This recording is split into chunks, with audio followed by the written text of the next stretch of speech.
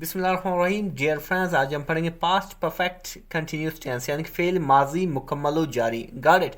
अच्छा, ये किन एक्शंस के लिए इस्तेमाल किया जाता है? वेरी सिंपल, ए वन एक्शंस के लिए इस्तेमाल किया जाता है जो क्या है, माजी में स्टार्ट हुए थे, फिर कंटिन्यू हुई, सही है, फिर जारी रही वही एक्शन और एक मुद्दत तक वो जारी रही। Got it. यानी कि आप ये कह सकते हो, मैं किताब सुबह से सुबह से पढ़ती रही पढ़ती रही, या मैं किताब सुबह से पढ़ रही थी। सही है। या आप ये कह सकते हो, मैं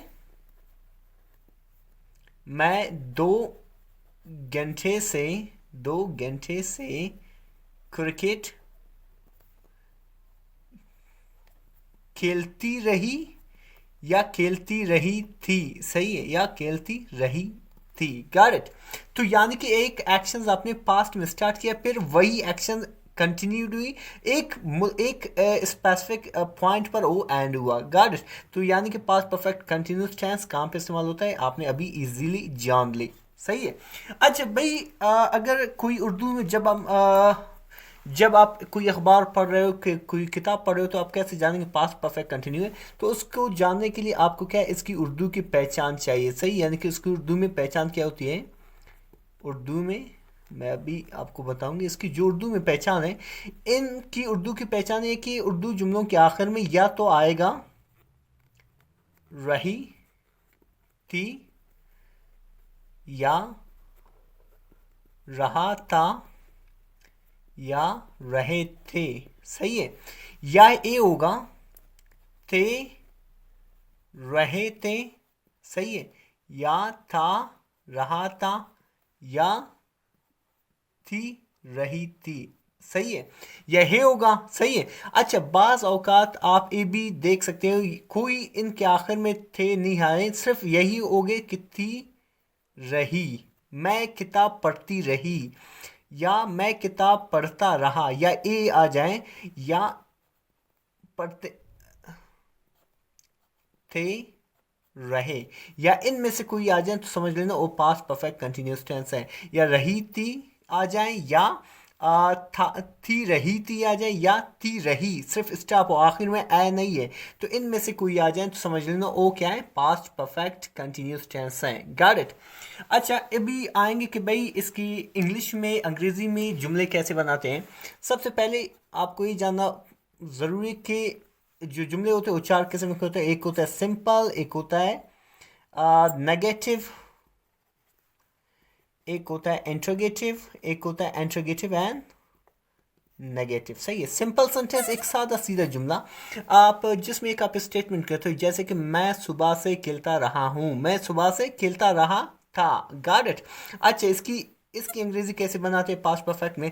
सबसे पहले आएगा आपका सब्जेक्ट, फिर आएगा आपका हेल्पिंग वर्ब, फिर आएगा वर्ब के साथ आपको आई एन जी लगाना है, फिर आएगा आपका सिंस या फॉर, फिर आएगा आपका ऑब्जेक्ट। Got it. अच्छा, सब्जेक्ट कोई भी हो, या आई हो, यू हो, वी हो, दे हो, या ई शी इट हो। सही है, डजेंट मैटर। लेकिन आपको ये क्या करना चाहिए, आपकी इसकी हेल्पिंग वर्ब क्या है? इसकी हेल्पिंग वर्ब भाई एक चीज़ है, जैसे कि आप इसकी हेल्पिंग वर्ब जो है ये है एट बीन। सही है। अच्छा, इनके बाद आपको क्या करना है, हेल्पिंग वर्ब लगाना। हेल्पिंग वर्ब क्या है? Had been. Got it.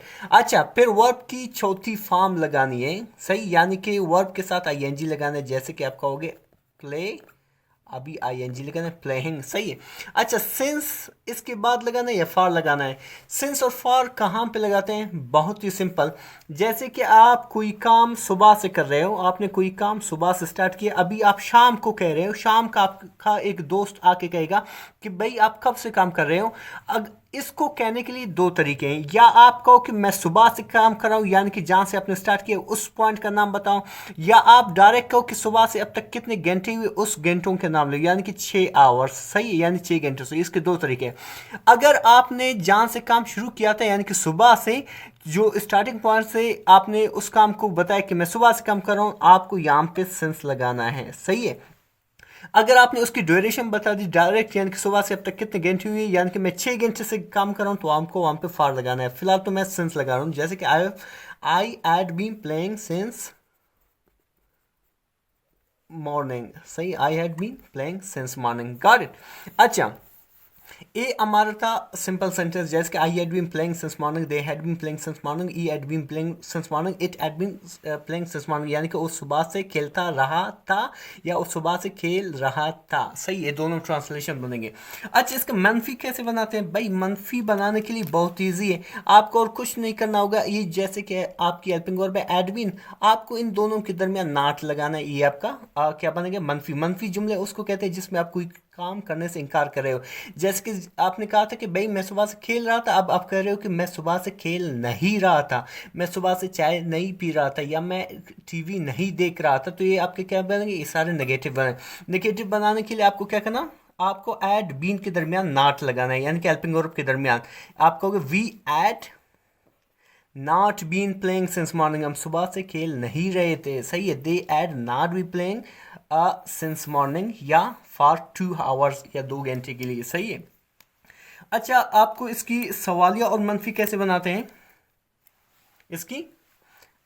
अच्छा, इसकी सवालिया कैसे बनाते हैं? सवालिया बनाने के लिए आपको सबसे पहले आपको हेल्पिंग वर्ब, चूंकि इसके हेल्पिंग वर्ब 2 हैं, तो लिहाजा इनमें से पहले आपको ऐड लगाना होगा, प्लस सब्जेक्ट, प्लस आपको क्या लगाना होगा?